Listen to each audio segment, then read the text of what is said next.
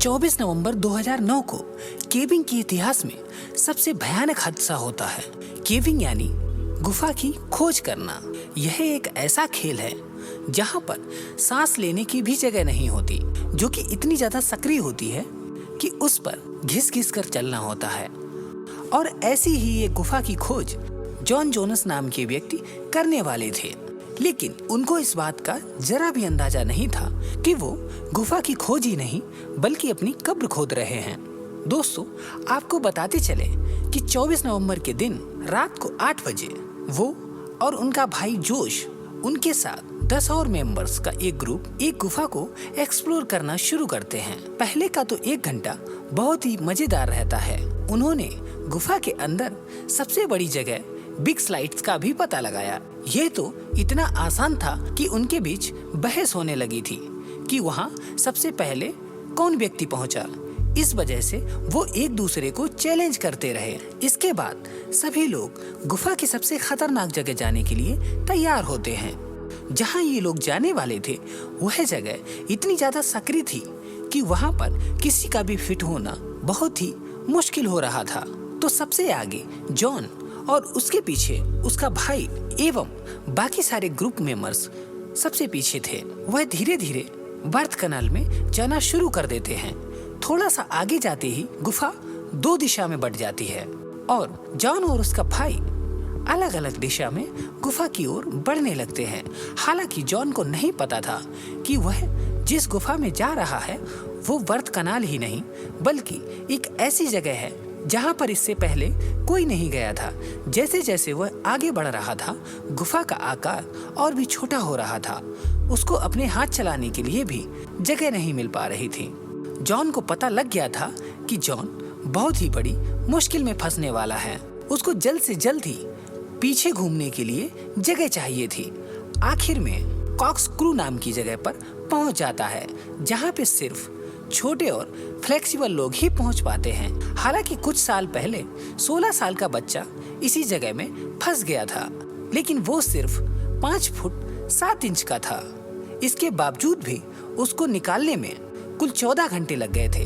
लेकिन जॉन तो 6 फीट का था। जब भी वो सांस लेने की कोशिश करता था तब उसकी छाती फूलने भर को भी जगह नहीं थी। जैसे तैसे करके वो आगे आता है और देखता है कि सामने एक होल था और जॉन को लगा कि वो इस होल की मदद से बाहर जा सकता है। जॉन ने इस हॉल में जाने की पूरी कोशिश की, लेकिन अंदर जाने के बाद उसको पता लगा कि वो होल एक डेड एंड था। जॉन उस होल में उल्टा फंस गया। जॉन पहले से ही उस गुफा में हाथ पैर नहीं चला पा रहा था, लेकिन हॉल में फंसने के बाद उसे और भी ज्यादा परेशानी हो रही थी। ऊपर से ग्रेविटी ने भी सिचुएशन को बद से बदतर बना दिया था एवं उसको पता लग गया था कि वो खुद की दम पर यहाँ से बाहर नहीं निकल सकता है। इसलिए वो जोर जोर से अपने भाई जोश को बुलाता है, जहाँ पे जॉन इस गुफा में सिर के बल आया था। जॉन उस गुफा में उल्टा आता है ताकि उसको उल्टा घूमने की जरूरत ही ना पड़े। जॉन के भाई ने उसको अपने पैरों से फंसाकर खींचने की पूरी कोशिश की, लेकिन जॉन बाहर आने की बजाय और अंदर चला जाता है। 1 घंटा मशक्कत करने के बावजूद भी उसे जॉन को निकालने में सफलता नहीं मिलती है। तब जॉन के भाई ने रेस्क्यू टीम की मदद लेने का विचार करता है और वो उस गुफा से बाहर आ जाता है। और लगभग 3 घंटे बाद रात के लगभग 12:30 बजे पहली रेस्क्यू टीम वहाँ पर पहुँचती है, जिसका नाम सूजी मंडोला था। सूजी सिर्फ 5 फुट 3 इंच की थी। इस वजह से सूजी आसानी से जॉन के पास पहुंच गई। लेकिन सूजी ने जो सोचा था, जॉन की सिचुएशन उससे भी ज्यादा बुरी थी। सूजी जॉन को दिलासा देने के लिए कहती, तुम चिंता मत करो। इस पर जॉन बोलता है, हाय सूजी, आने के लिए थैंक यू, लेकिन मुझे जल्द से जल्द बाहर निकलना है। सूजी जॉन को बाहर निकालने में अपनी पूरी जान झोंक देती है, लेकिन 2 घंटे मेहनत करने के बावजूद जब जॉन नहीं निकलता तो सूजी को थकावट के कारण बाहर जाना पड़ता है। गुफा के बाहर जॉन की पत्नी और बेटा और उसके साथ और भी 30 रेस्क्यू टीम मेंबर पहुंच चुके थे, जो कि जॉन को बाहर निकालने के लिए तरह तरह के आइडियाज सोच रहे थे। आखिर में जॉन के पैर पर रस्सी बांधकर उसको खींचने की बात पर सब राजी होते हैं। इस वजह से एक रेस्क्यू मेंबर जॉन के पैरों पर रस्सी बांधकर बाकी सब रेस्क्यू मेंबर उस रस्सी को खींचने लगते हैं। लेकिन यहाँ पे एक और भी बड़ी प्रॉब्लम थी। रस्सी जमीन से घिसने की वजह से इतनी ज्यादा असरदार साबित नहीं हो पा रही थी। तो इसको सुलझाने के लिए एक ही रास्ता बचा था, जो था सुरंग में ड्रिल करना। लेकिन यहाँ पर एक और भी प्रॉब्लम थी। ड्रिल करने के लिए मशीन को गुफा के अंदर लाने में ही लगभग 1 घंटा लग जाएगा। उसके बाद ड्रिलिंग करके सिस्टम बनाने में कई घंटे लग सकते थे और जॉन के पास इतना ज्यादा समय नहीं था, क्योंकि रेस्क्यू टीम में जो डॉक्टर था उसके मुताबिक जॉन सर के बल जाने के कारण उसके शरीर का सारा खून उल्टा घूम गया है और उसका ब्लड उसके लंग्स में जा रहा है।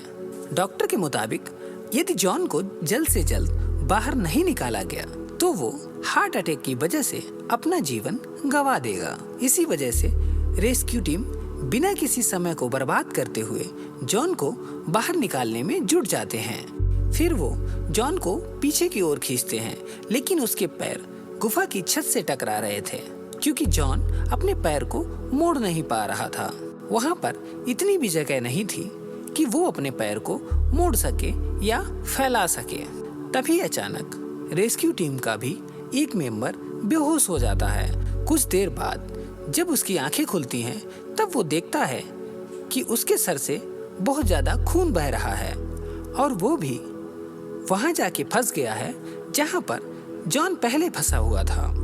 लेकिन उसकी बॉडी काम करना बंद कर चुकी थी, हालांकि उसकी सांसें अभी चल रही थी। इसी वजह से एक के बाद दूसरा और दूसरे के बाद तीसरा रेस्क्यूअर आके उनको निकालने की कोशिश कर रहा था। लेकिन 28 घंटे की मशक्कत करने के बावजूद 25 नवंबर की रात 11:56 पर जॉन इस दुनिया को अलविदा कह देता है। हालांकि उसका परिवार इस चीज को मानने के लिए तैयार ही नहीं होता है कि कैसे एक छोटी सी गलती के कारण जॉन का ये हाल भी हो सकता है। इसी वजह से रेस्क्यू टीम अब भी जॉन की बॉडी को निकालने के लिए मशक्कत कर रहे थे। जॉन की बॉडी कुछ इस तरह से गुफा में फंस चुकी थी कि अगर उसके 2 टुकड़े भी कर दिए जाएं, तब भी उसे बाहर नहीं निकाला जा सकता था। काफी समय बाद रेस्क्यू टीम ये तय करती है कि बॉडी को बाहर न निकालकर गुफा के अंदर ही छोड़ दिया जाए, और फिर ऐसा ही किया जाता है। इसके बाद इस गुफा को बाहर से सीमेंट से सील कर दिया जाता है, ताकि ऐसी दुर्घटना कभी वापस ना हो सके। आज भी जॉन जोनस की डेड बॉडी उस गुफा में दफन है। दोस्तों, क्या आप ऐसे वीडियोस देखना पसंद करते हैं? हमें कमेंट करके जरूर बताएं। और यदि आप ऐसे ही वीडियोस देखने के शौकीन हैं तो प्लीज हमारे चैनल को सब्सक्राइब जरूर करें।